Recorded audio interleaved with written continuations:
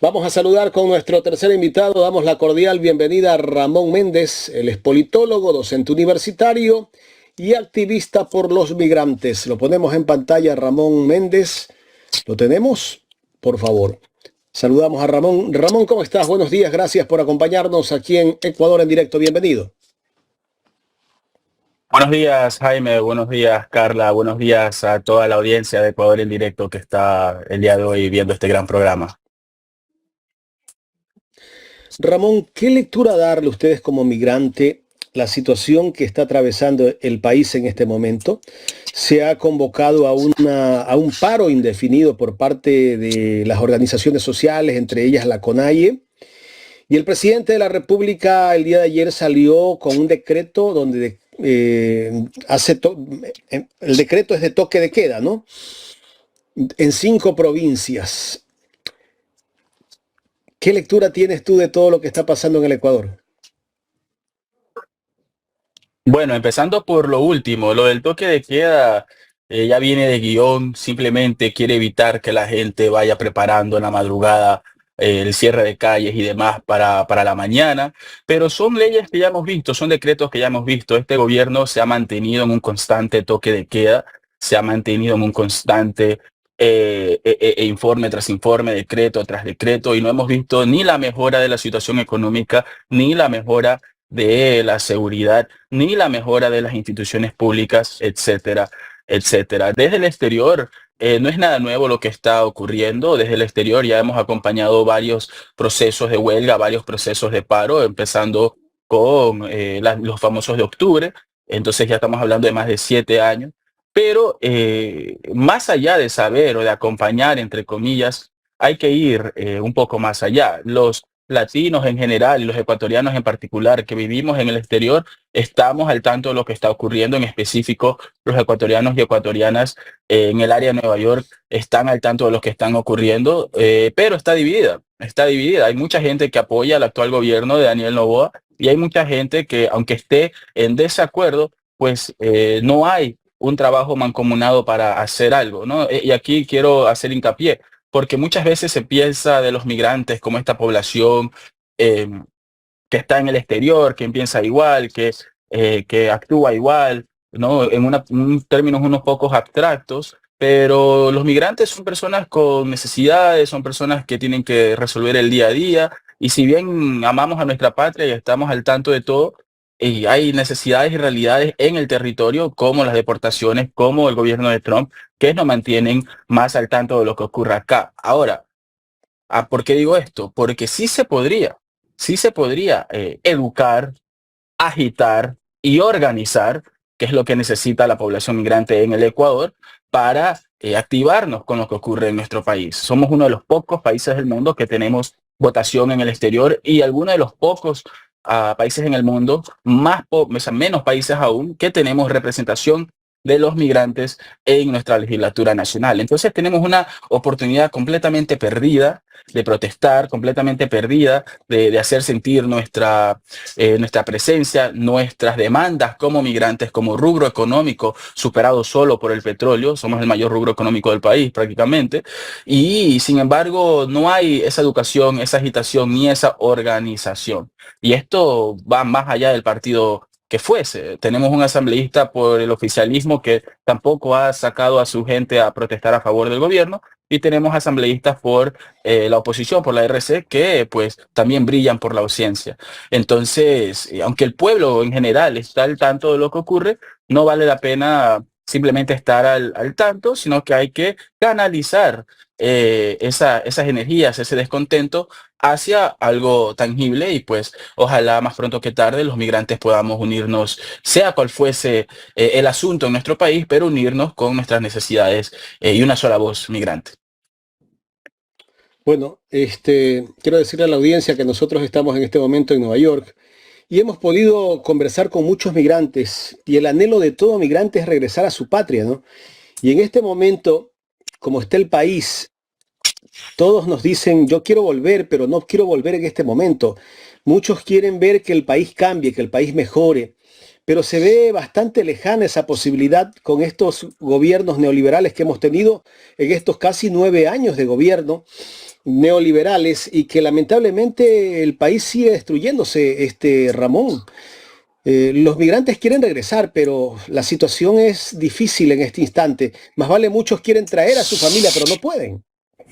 Efectivamente, hay muchas personas que han desistido de regresar. Yo personalmente tengo tías que ya se han jubilado después de 30, 40 años de vivir en este país y ahí tienen el terreno, ahí tienen la casa en Ecuador y no regresan y ahora tienen que ver cómo poder vivir en Estados Unidos, vivir en Nueva York con un alquiler que solo sube mientras los ingresos no suben y evidentemente pues una persona ya jubilada pues no tiene los ingresos adecuados para alquilar un apartamento y tener una vida normal en Estados Unidos. Las personas que nos están escuchando que son migrantes pueden dar fe de lo que estoy hablando. No, salvo algunas jubilaciones tal vez súper buenas, la gran mayoría no dan para ese tipo de cosas, en especial cuando son personas que han trabajado por debajo de la mesa, como hemos dicho, como se dice en Estados Unidos, trabajar en negro, como se dice en otros países de Latinoamérica.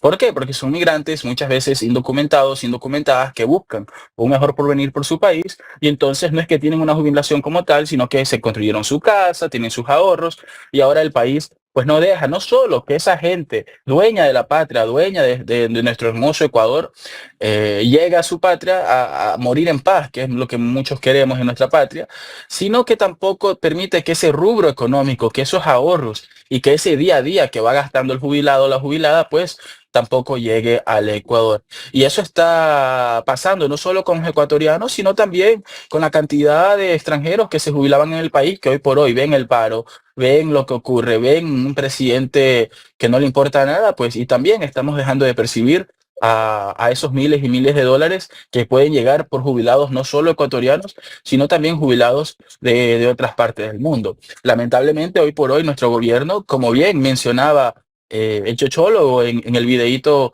que ponían antes de mi entrevista, hoy por hoy el Ecuador, y ya se conoce en todo el mundo, el presidente está siendo visto como un narcotraficante. Y también tenemos un poco de eso para hablar sobre la presentación de Venezuela.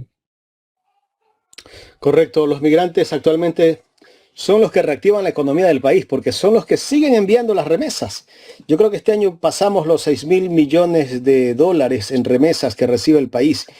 A pesar de que están lejos, siguen confiando en su país y siguen ayudando a sus familiares porque la situación en el Ecuador es bastante complicada, ¿no?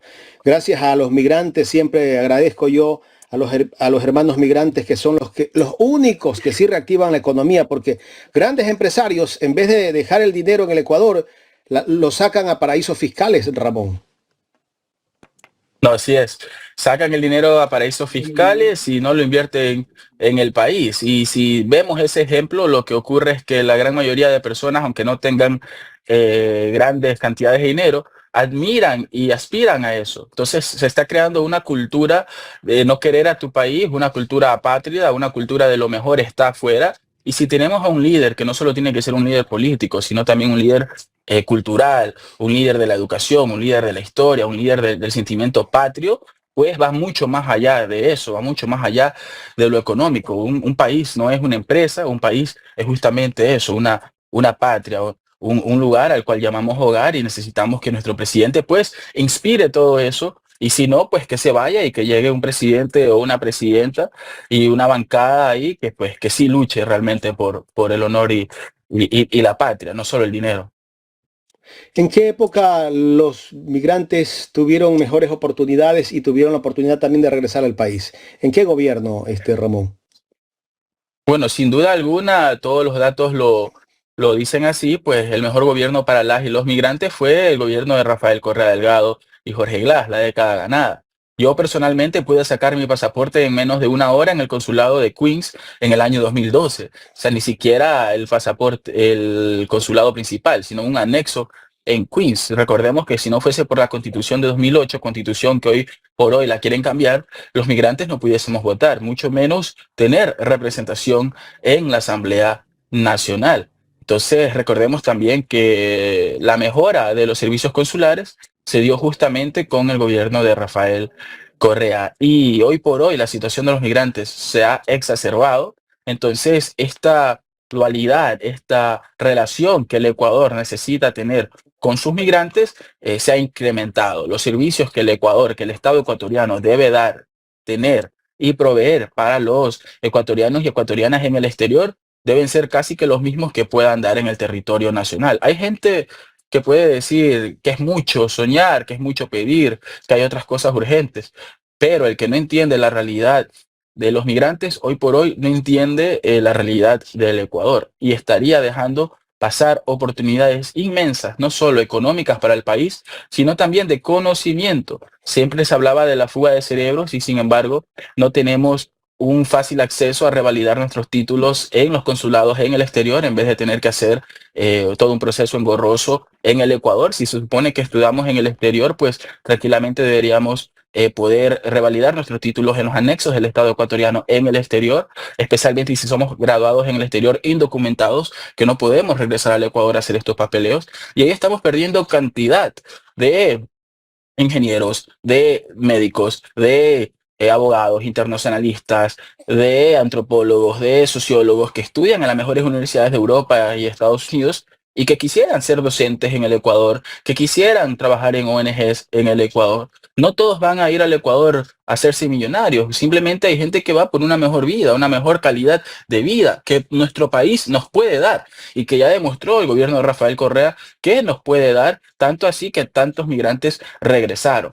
Entonces, si bien aquí luchamos semana tras semana en diferentes medios por los derechos de los ecuatorianos y ecuatorianas en el exterior, no es por simple romanticismo, no es por simple eh, interés, no es por simple hablar por hablar, sino porque hay todo un potencial económico, social, académico, que se está desperdiciando por la falta de liderazgo de nuestros líderes en el exterior, tanto aquellos que son electos como no electos. Y eso puede ocurrir en Europa, Asia, Oceanía, Latinoamérica, África y el Caribe, como en Estados Unidos y Canadá, pero me limito a hablar de donde yo conozco el caso. Entonces, imagínense la cantidad de ecuatorianos y ecuatorianas nacidos acá que no tienen cédula ecuatoriana, que son profesionales, que hablan castellano, que hablan inglés y que son grabados y que trabajan en las mejores compañías de Estados Unidos. ¿Cómo haríamos si esos cerebros se quisieran, tanto por convicción como por interés, involucrar en el país? Hay muchos que dicen, no, a esta gente ya no le interesa, ya no quiere regresar al país, se sienten gringos. Perfecto, pero no faltará uno, que dos, que tres que quisieran regresar al país. ¿Y cómo sabemos si ni siquiera se lo proponemos, Jaime? La limitación. Así. No hay creatividad en la izquierda, no hay una idea que vaya más allá del mañana de sacar a Noboa, no hay una idea que vaya más allá de las próximas elecciones. Y cuando un proyecto político solo vive para las próximas elecciones, solo se activa en elecciones, es un proyecto político muerto. Mire lo que está pasando y con esto cierro este punto. Usted me hablaba de qué pasan, qué piensan los migrantes acá en el exterior. Si tuviésemos un partido, ¿no?, que esté activo, no solo en elecciones. Si tuviésemos un asambleísta que esté activo realmente, no solo en elecciones, sino que esté en constante formación, en Zoom, en dar noticias, en encuentros, en comunicación con su pueblo. Mao decía, tenemos que ser como un pez en el río, ¿no? Con el pueblo, los organizadores, los políticos, tenemos que ser como un pez en el río con el pueblo, no nos podemos distanciar. Lo único, Jaime, lo único que tomaría ahorita si el pueblo estuviese, los asambleístas estuviesen medianamente organizados, es un par de llamadas y vamos a protestar al consulado tal día, tal fecha. Un par ¿A de quién te llamadas y refieres, convocamos. Ramón? ¿A quién te refieres de asambleísta? Bueno, tenemos dos asambleístas en el exterior, uno por el oficialismo y uno por la oposición. Y tenemos, obviamente, pues, alternos también. Entonces, yo no soy ni alterno ni soy asambleísta. Entonces, esta responsabilidad tiene que caer por sobre la gente que yo vi que el chochólogo decía, se le paga 11.800 dólares al mes a Valentina Centeno. ¿Cuánto ganan los demás asambleístas? ¿Cuánto nos cuestan los demás asambleístas? Entonces, eso es lo que hay que hacer, estimado Jaime, porque si no, vamos a pasar del 50% de votos en el exterior al 30%, que es donde estamos. Y a este paso no vamos a llegar ni a llegar a una sola curul. Y entonces, para la próxima que usted venga al exterior, no vamos a tener asambleístas, querido Jaime. Y creo que usted mismo ha visto en los diferentes años que ha venido al exterior, cómo ha bajado la organización y el apoyo de los propios migrantes. Usted lo ha visto en primera plana, en carne propia, cómo de hace 2, 3 años para acá ha cambiado la situación. Y entonces hay que ponerle un freno, porque si no, no solo perdemos el Ecuador, pero también estamos perdiendo Latinoamérica. Están asediando hoy por hoy a Colombia, a Petro, ya Estados Unidos lo acusó también de, de posible narco. A Venezuela la quieren invadir, están acusando a Diosdado, están acusando a Nicolás Maduro de ser parte de un cartel inexistente. Ah, pero Estados Unidos, bien que apoyó a Julio Hernández en Honduras, que ese sí fue un narcopresidente durante más de 10 años, y ahí no dicen nada, ¿no? Bien que apoyaron a Noriega para luego sacarlo en Panamá, y ahí no dicen nada. Tenemos acusaciones por todos lados de Novoa Trading, de la exportadora banana, de Novoa, con las drogas, pero ahí no pasa nada, se quieren enfocar en Venezuela. Y justamente por eso tenemos una diapositiva ahí con toda la información sobre lo que está Vamos ocurriendo con en el tema de Venezuela. ¿Por qué? Venezuela. Ramón, ¿cómo Sí, estás, Ramón? Justamente iba a eso, ¿no? Nos vas a explicar unas diapositivas justamente de la situación de Venezuela y luego de esta explicación sí nos gustaría que profundices un poco, ¿no? De cuál es la posición venezolana en estos momentos. perfecto. No, sí, no sé si tienen en las redes, que digan la pantalla, las ESA para que lo puedan acompañar Ya lo los tienes, Jorge, sí, televidentes, sí, pero, ya, perfecto. ahí Bueno, está. entonces, como vamos viendo en la primera diapositiva, esto de Venezuela que se viene, no es de ahora, ¿no? Que se viene armando para decir Venezuela es un narcoestado, de ahí sale la droga hacia Estados Unidos, hacia Europa. Recordemos que esto no tiene nada que ver con Trump, sino que ya es una política que Estados Unidos, con Biden, con Obama en su momento y con Trump en su primera presidencia, ya la viene acentuando, ya la viene ejerciendo, ¿no? Dependiendo de cómo contemos las dos presidencias separadas de Trump, ya son de 3 a 4 presidencias que están con este ataque a Venezuela. Sin embargo, hasta el momento se encuentran grandes cantidades de contenedores o algo por el estilo provenientes de Venezuela con drogas, ¿no? Entonces, recordemos que en el 2015 Obama pone como enemigo para la seguridad de Estados Unidos a Venezuela, cuando a la misma vez decía que en Venezuela había una hambruna.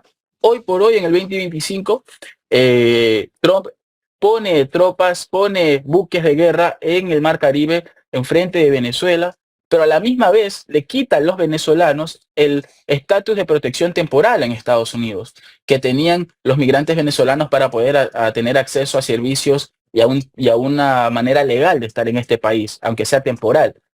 Entonces, ¿cuál es?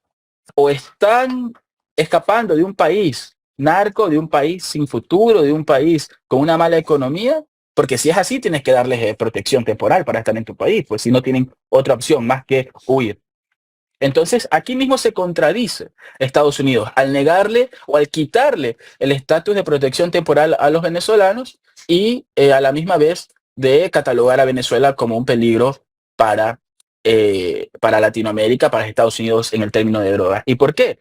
Porque la próxima Naciones Unidas, nos dice la próxima diapositiva, nos empieza a mostrar que en todos sus reportajes que tienen año tras año, a Venezuela nunca la nombran como un peligro de lo que es las drogas, de lo que es el narcotráfico mundial. ¿Y por qué menciono esto de Venezuela? ¿Y por qué lo traigo aquí al tema de Ecuador en directo, que es uno de los programas más vistos en todo el Ecuador? Porque hoy por hoy, lo mismo que quieren hacer con el correísmo, lo mismo que quieren hacer con la izquierda en Latinoamérica, ya se lo están haciendo a Petro, en su momento se lo hicieron a Lula con el Lavallato, se lo han hecho con el Lofer, en diferentes partes del mundo, como la Argentina, Cristina Fernández de Kirchner. Lo mismo está pasando en nuestro país. A cualquier persona, a cualquier asambleísta, a cualquier líder, le quieren acusar de la narcovalija, le quieren acusar de nexos con el narco, que ellos son los que promocionan, que ellos son los que dan el dinero para las campañas, etcétera. Pero vemos que un mismo guión, y no podemos ser tibios, tanto que se habla ahora de los tibios y los leales y bla, bla, bla, pim, pum, pam. Pues bueno, no podemos ser tibios y pensar que solo Ecuador va a sobrevivir. Ecuador solito, sea de izquierda, sea de derecha, necesita de la patria grande, necesitamos de México, necesitamos de Venezuela, necesitamos de Brasil. Una sola idea, que era la idea de Bolívar. Una sola idea, necesitamos de Venezuela también. Entonces, una vez que invadan Venezuela, una vez que vayan para Venezuela, no van a detenerse ahí, van a venir por todo. Ah, eso sí, le da todo el tiempo del mundo a Estados Unidos de atacar a Venezuela, pero se hace de la vista gorda que en Ecuador hay una protesta social. Se hace de la vista gorda que en Ecuador hay un presidente que ha sido acusado ya por varias personas sobre este mismo tema. Entonces vemos que no van por el narco, vemos que no les interesa la verdad, sino los intereses. Y podemos ver lo propio, sin tanto les interesara la vida, salvar niños y niñas, pues, ¿por qué no Estados Unidos pone un alto a lo que está pasando en Palestina, en Gaza? Entonces, tenemos que entender, más allá de las noticias, más allá de que si nos cae bien o no Nicolás Maduro, de más allá de que si somos chavistas o no, tenemos que tener una coherencia para con la patria grande y una coherencia regional. Yo sé que aquí habrán gente de marketing y demás, asambleístas, todos, que dirán que no hay que hablar de esto. Yo por eso estoy aquí como politólogo, como persona independiente, como académico, como una persona que se siente parte de la patria grande y que no soy tibio. Esto sí es ser tibio. Quedarse callado sobre Venezuela, eso sí es ser tibio. Quedarse callado sobre lo que hacen los Estados Unidos en Gaza, eso sí es ser tibio. Pelearse ahí, 2, 3 personas, esos son chismes, eso son otras cosas. Entonces, vemos aquí en la tercera diapositiva que la gran mayoría, por favor, la gran mayoría de las drogas no salen por Venezuela, la gran mayoría sale por el Pacífico, ¿no? La gran mayoría sale por el Pacífico, es la diapositiva que tiene el mapa de Ecuador, de Colombia, de Venezuela. Y podemos ver que Ecuador está en esa parte, que Colombia está en esa parte, ¿no? Y que Venezuela representa una parte mínima, paupérrima de lo que es el narcotráfico. Ahora, vienen a decir que entonces encontraron una lancha con 4 personas, con 3 personas, con 5 personas y con cocaína. Bueno, hagan hablar a lo de las lanchas. Entrevístenlo a lo de las lanchas.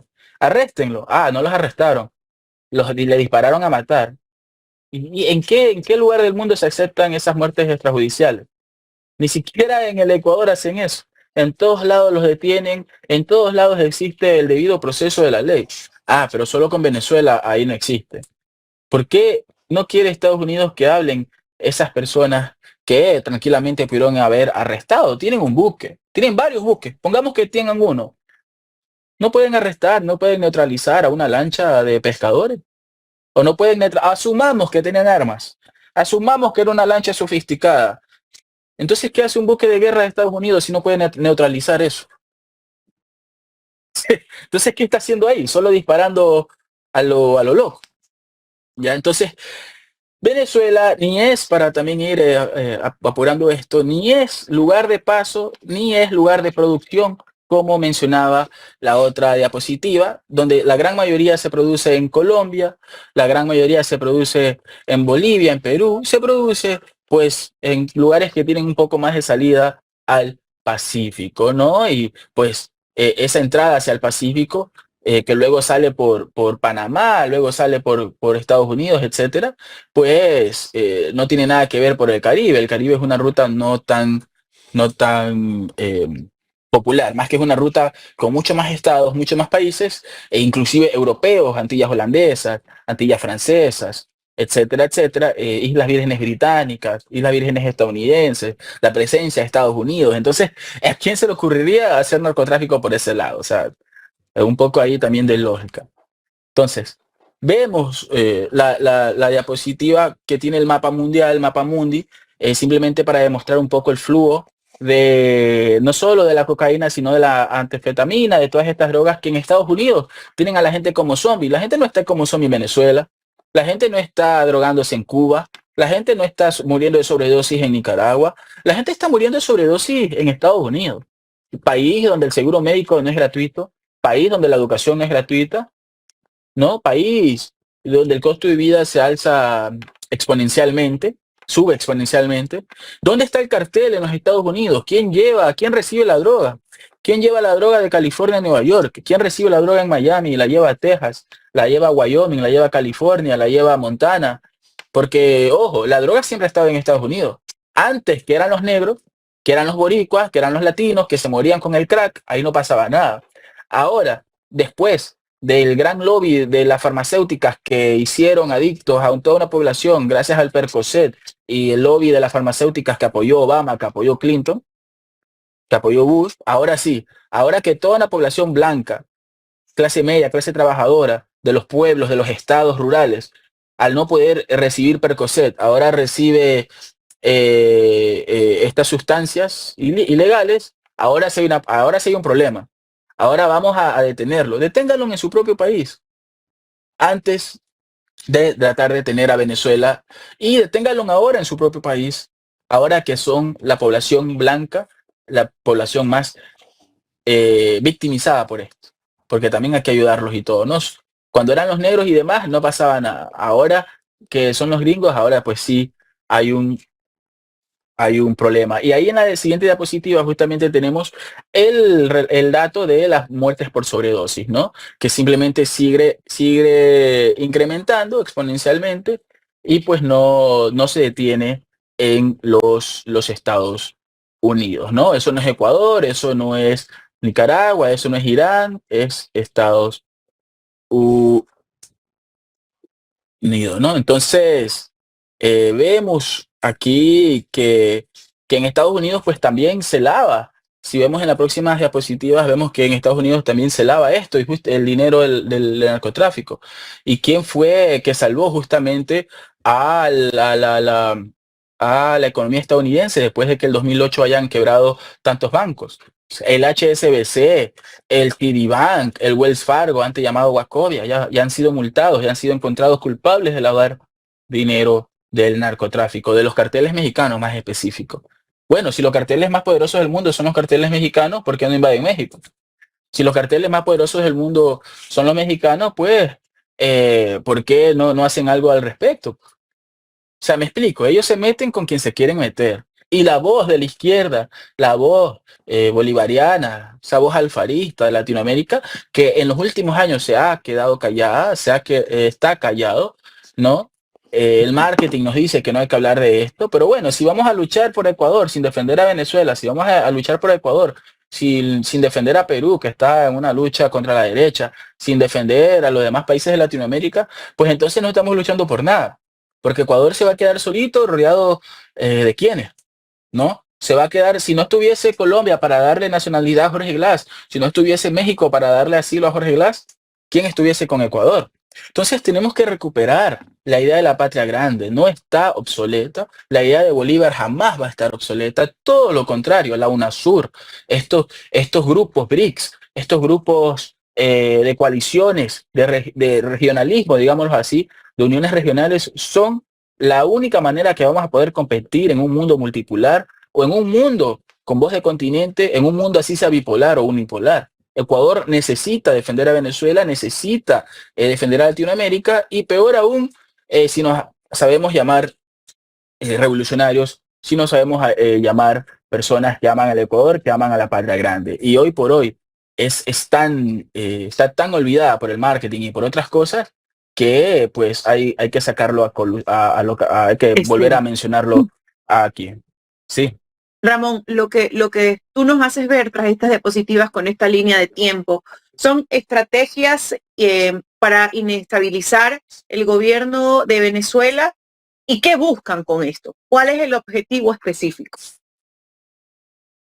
Bueno, Venezuela tiene la reserva más grande de petróleo del mundo, entre ellas, ¿no? Entre las más grandes del petróleo del mundo. No nos olvidemos que si bien la energía se mueve hacia el litio, si bien la energía se mueve hacia la energía no renovable, el petróleo no solo sirve para energía, sirve para derivados, sirve para producción, sirve para productos, sirve para muchísimas cosas. Y además que de hecho, de dicho al hecho hay mucho treto. Entonces, de aquí a que todo el mundo esté en energía renovable, pues hay mucho camino por recorrer que todavía se va a necesitar petróleo.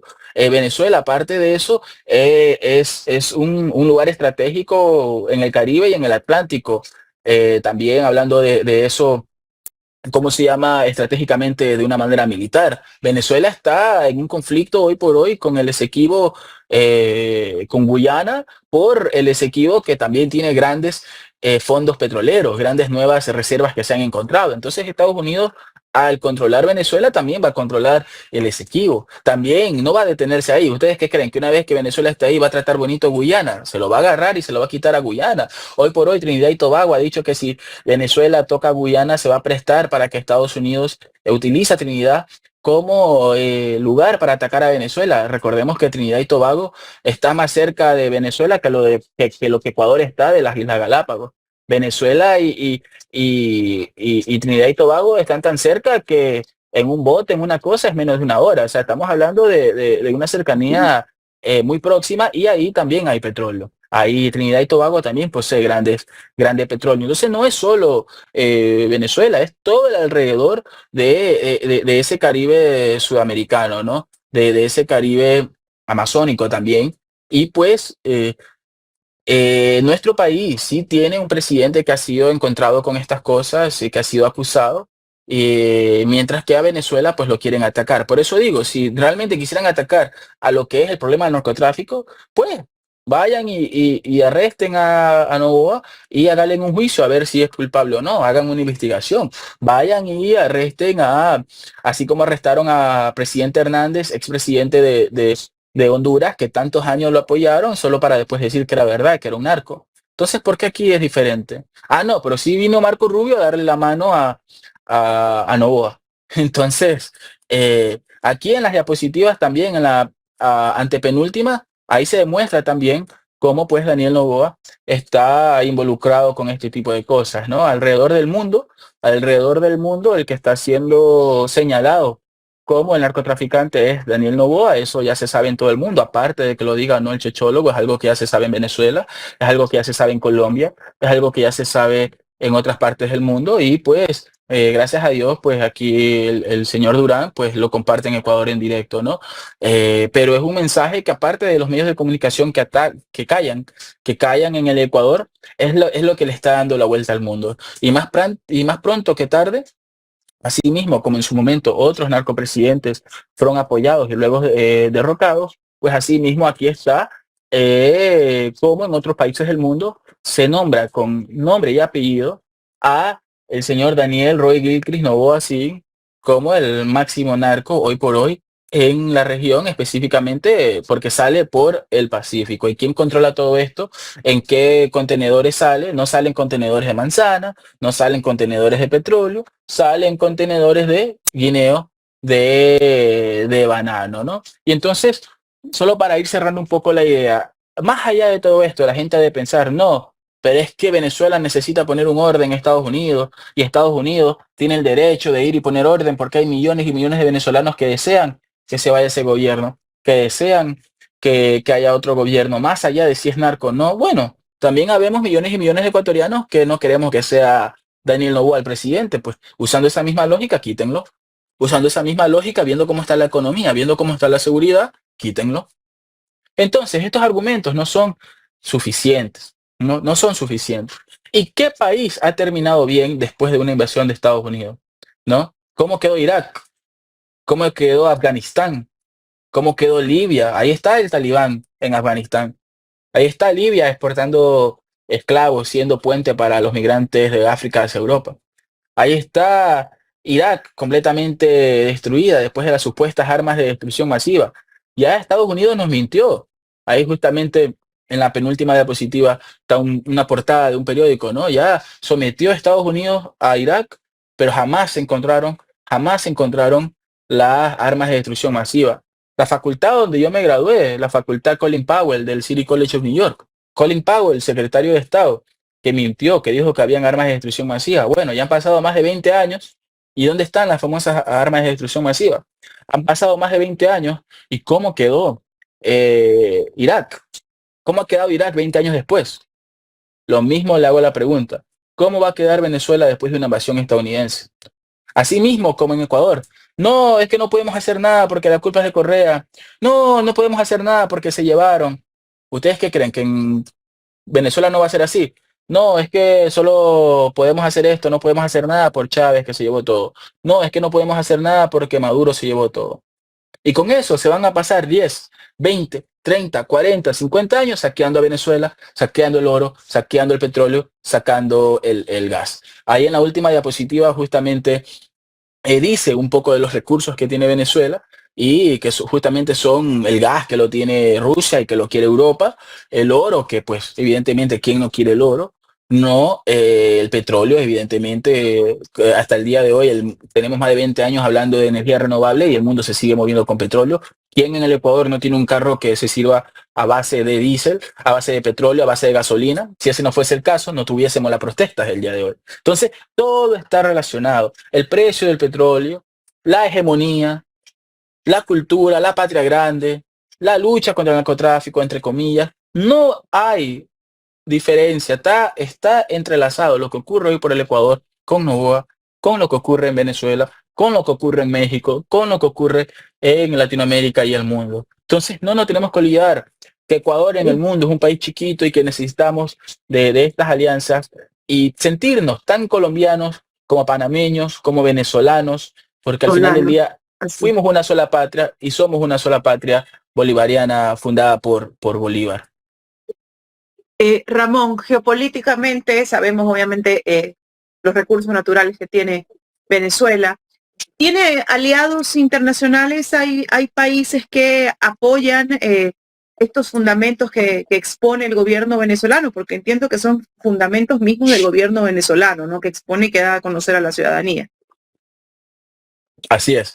Y entonces sí, China está a favor, está con relaciones normales con Estados Unidos, con Venezuela, estamos hablando del primer país del mundo hoy por hoy. Rusia, lo propio, países de África, un sinnúmero de países de África que viajan hacia Venezuela, que estudian en Venezuela, países del Caribe que hoy por hoy siguen haciendo negocios con Venezuela, con el petróleo, con la gasolina, no, que se refina en Venezuela a través de Petrocaribe y se utiliza para miles de islas en todo el Caribe y alrededor del mundo también. Justamente cuando uno va hacia Venezuela, uno ve en el aeropuerto que hay vuelos directos a Brasil, que hay vuelos directos a España, que hay vuelos directos a Portugal, que hay vuelos directos a Panamá, que hay vuelos directos a Colombia y así sucesivamente. Entonces, Venezuela no está eh, tan cerrada, tan bloqueada como la quieren hacer parecer, pero claro, hay muchos países lacayos que por hacerle caso a Estados Unidos, entonces no hay un vuelo de Quito a Caracas, porque por hacerle caso a Estados Unidos y su bloqueo criminal, ¿no? El único que sufre al final del día es el pueblo. Con estos bloqueos, con estas sanciones, no va a ser ni el gobierno ni las altas esferas que terminan sufriendo. Siempre va a ser el pueblo de a pie. Y no solo esto, estas sanciones, estos bloqueos también dificultan la relación entre la diáspora venezolana, entre el migrante venezolano que quiere visitar su país, que quiere viajar a su país, que quiere mandar cosas a su país. Entonces tampoco están pensando en el venezolano opositor, tampoco están pensando en el venezolano que está en Colombia, que está en Ecuador, que está en Perú, que está en Estados Unidos. La mejor manera de evitar o de ameliorar la diáspora y la situación de la diáspora venezolana es mejorando la situación de Venezuela. Pero la situación de Venezuela no se va a mejorar con una guerra. En ningún lugar del mundo se va a mejorar con una guerra. Tenemos a Israel en una guerra unipartidista en contra de un ejército inexistente. No existe el ejército de Palestina, no existe el ejército de Gaza, son gente, son civiles, y esa guerra sigue ahí. ¿Quién nos dice que algo de pasar en Venezuela va a parar en 6 meses, va a parar en un año, va a parar en 2 años? Entonces, geopolíticamente hablando, también Venezuela pues tiene sus aliados en Turquía, tiene sus aliados en Irán, tiene sus aliados en muchos otros países de Asia, de Vietnam, etcétera, de Europa, Bielorrusia, etcétera. Entonces, hay una cantidad de países que tienen productos, que tienen universidades, que tienen proyectos de intercambio y que están dispuestos a hacer trabajo con Venezuela. Estados Unidos no es el único país del mundo.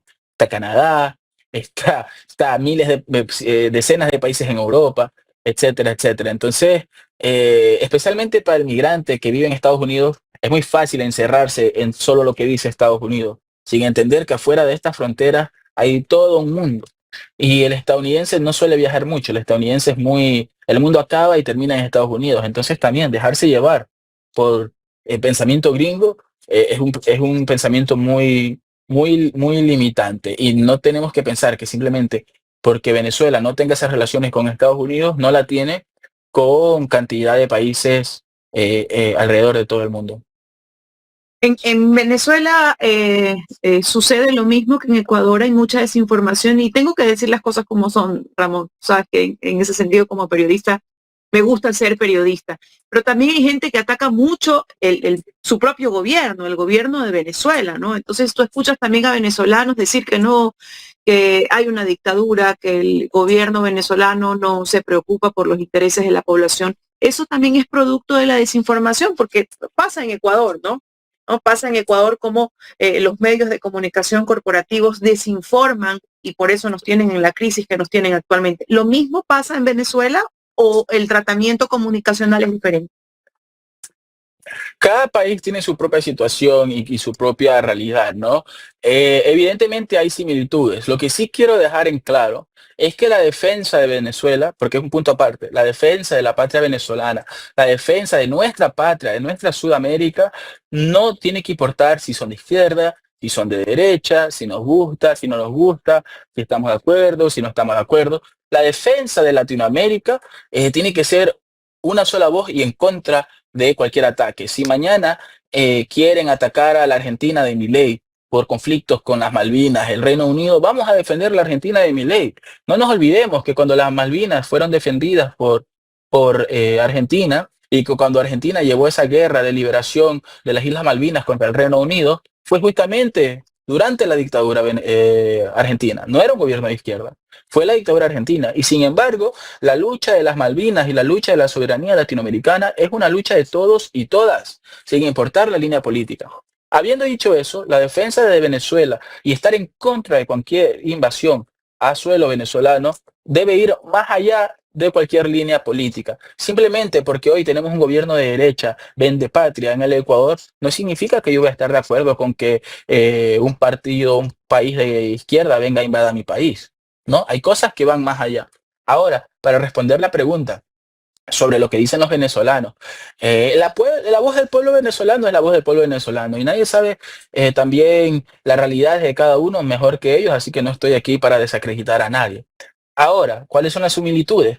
Si yo salgo aquí en Nueva York, salgo por la Roosevelt y le pregunto a un migrante que tiene un año aquí, que tiene 5 años aquí, que tiene 40 años aquí, muy probablemente me va a decir que los problemas del Ecuador son culpa de Correa, que no hay agua por Correa, que el que quiere hacerlo de Quimsacocha en realidad es Correa, que la delincuencia la orquesta Correa y que es Correcto, Correa tienes con la razón. narcovalija y que no sé qué. Entonces es lo mismo. Si yo me dejo llevar porque un venezolano en Nueva York, en Miami, en Ecuador, en Perú, viene y me dice, ay, es que se robaron todo, se robaron en Saco de Yute, tú no sabes la cantidad, las mansiones que tiene Correa, que tiene Maduro, es lo mismo. Es lo mismo que dicen acá, tú no sabes cómo viven Patiño, cómo vive Glass, tú no sabes que Glass tiene toda la plata enterrada, mientras Glass está en la cárcel siendo un mártir de la patria, que tal vez hoy por hoy no nos demos cuenta, pero de aquí a 100 años recordaremos a Jorge Glass como un Así mártir es. que dio su vida por el país. Hoy por hoy tal vez no lo veamos así, como en su momento no se vio a Eloy Alfaro como quien es, que es el ecuatoriano más grande de todos los tiempos. Entonces, si nos dejamos llevar por el comediante venezolano, por el influencer venezolano o hasta por la novia, el amigo, la amiga venezolana en Ecuador, en cualquier parte del mundo, sí, no podemos llevar esa idea, pero la misma idea se pueden llevar del Ecuador.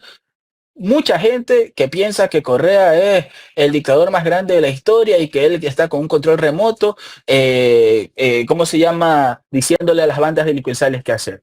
Entonces, así como esa caricatura no es verdad, la caricatura de que hay un Nicolás Maduro, de que hay un Diosdado Cabello, de que hay una Delcy, de que hay gente de Venezuela, el gobierno venezolano controlando todo esto, también es mentira y también es una caricatura y también es propaganda y eso no lo podemos permitir. Aquí sí no hay que ser tibio. Aquí sí digan, no hay que ser tibio. Aquí yo no soy tibio, yo defiendo la patria de Bolívar. Existe entonces, podríamos decir entonces, mi querido Ramón, que existe esa guerra de desinformación, ¿no? Que existe esa guerra desde la visión de la comunicación mercantilista y de lo que nos tratan de mostrar, porque lo que me estás tratando de decir es, bueno, también hay gente que está de una posición y de otra posición, pero por intereses propios. Eso es lo que vive entonces la América del Sur, es lo que está viviendo actualmente. Es lo que ha inyectado este odio, porque también el odio que nosotros vivimos en Ecuador, como tú decías, la culpa es de Correa, todo lo que pasa es de Correa, también es lo que está pasando en otros países. Uno de esos, pues Venezuela. Así es. Y miren, para ver la hipocresía, Dina Boluarte no tiene ni 5% de la población, presidenta del Perú, y nadie está diciendo nada. A través de las diferentes protestas que han tenido, las diferentes escaramuzas de protestas que han tenido en el último año, y nadie ha dicho nada. O sea, hay un gobierno con casi más del 70% de la población, como el de Sheinbaum en México, casi 80%. Ah, no, ahí sí hay problema, ahí sí que la izquierda, que se pelean en la legislatura, ya fue un senador de derecha a visitar a Dina Boluarte. O sea, hay países que tienen bastante apoyo, hay países que no tienen nada de apoyo. El país que tiene harto apoyo, en México, de izquierda, ahí están las cosas mal. El país que no tiene nada de apoyo, de derecha, Perú, ahí sí no pasa nada. Entonces, más allá de que si hacen las cosas bien, o más allá de que se hacen las cosas mal, más allá de que si tienen aprobación o no, atacan a los países que son incómodos para los intereses globales y atacan a los países que son soberanos, que son patrióticos. Entonces, aquí no importa si el día de mañana Venezuela cambia su forma de ser. El petróleo va a seguir estando ahí y el petróleo lo va a seguir queriendo Estados Unidos. Aquí no importa si el día de mañana cambian las cosas en Ecuador con Noboa y tenemos a otro presidente, otra presidenta. Aquí lo que hace la diferencia es que el pueblo, ¿no? Que el pueblo se haga respetar tanto a lo interno como a lo externo. Ahora, yo he ido a Venezuela en varias ocasiones y yo he hablado con gente en el territorio que está a favor y gente en el territorio que está en contra. O sea, hay gente que está a favor y está en contra, pero aman a Venezuela y están luchando día a día por su país, ¿no? El problema de Venezuela hoy por hoy es el mismo problema, digo yo, me atrevo a decir yo, esto sí soy yo, a decir que es un problema muy similar al del Ecuador, que es el problema de que se rompe la fábrica, el tejido social por la migración. Eso sí hay ahí, donde ha habido una migración por algún motivo y el tejido social se ha visto afectado. Pero hay una Venezuela que está luchando día a día, más allá de la situación, de la misma manera que hay un Ecuador, que a pesar de la economía fatal que tiene este gobierno, continuando el de Lazo, continuando el de Moreno, igual hay ecuatorianos en el día a día viviendo, hay ecuatorianos en el día a día viajando, hay ecuatorianos en el día a día abriendo negocios, saliendo a comer, y así igual es Venezuela. Así igual, por más que el día de mañana el diésel cuesta el doble, igual la gente va a salir. Y así mismo es Venezuela. Hay restaurantes, hay cosas, es un país. ¿No? Por supuesto. La gente trata Por de supuesto. sobrevivir. Eso sí, la solución a sus problemas jamás va a ser una invasión de Estados Unidos. ¿Qué le pasó a Irak? ¿Qué le pasó a Afganistán? ¿Qué le pasó a Libia? Estamos hablando de los últimos 20 años. No estamos hablando de hace 100 años. Entonces decían, no, pero es que mejor que el talibán cualquier cosa. Ahí está el talibán. Mejor que Saddam Hussein cualquier cosa en Irak. Irak está peor. No, mejor que Gaddafi cualquier cosa. ¿Y cómo está Libia? Entonces, mejor que Maduro cualquier cosa, mejor que... No, así no. Créame que así no son las cosas. Decían la oposición en el Ecuador, mejor que Correa cualquier cosa. Y ahí nos tienen una década, No, una década de retroceso. Y después pensábamos que nadie iba a ser peor que Lenín Moreno y después pensábamos que nadie iba a ser peor que Guillermo Lazo y hoy estamos en una completa dictadura moderna, represión. Así que bueno, en ese sentido es verdad, a veces esa posible cura termina siendo peor. Jaime. Ramón, queremos agradecerte. ¿Algo ibas a decir, Ramón? No, iba a decir que por eso es tan importante, ¿no? A veces uno suena fuerte, uno suena como que le está dando duro a los propios, pero es que si no son los propios los que están haciendo las cosas, ¿quiénes lo van a hacer? Tenemos que estar ahí a pie de cañón a nuestros líderes y lideresas que ganan lo mismo o más que Valentina Centeno para, para que estén ahí, pues ahí defendiéndonos, ¿no? Entonces hay que exigir más, mucho más, muchísimo más. Si no, esta línea de Moreno, a Lazo, a Noboa, va a seguir en picada, va a seguir en picada. Entonces, o somos correístas, o somos alfaristas, somos luchadores por la patria, o qué mismo es que somos. Pero aquí espacio para tibios ya no hay, creo yo, estimado Jaime. Eso iba a decir. Gracias, Ramón, por el tiempo para este análisis. Queremos agradecerte por lo que has hecho en cuanto a análisis del caso Venezuela y también de nuestro país. Muchísimas gracias, Ramón. No, gracias a ustedes, que tengan un excelente fin de semana. Gracias a querido Ramón Ramón. Méndez, politólogo, analista político, hablando de lo que pasa en el Ecuador, pues, y en el caso Venezuela.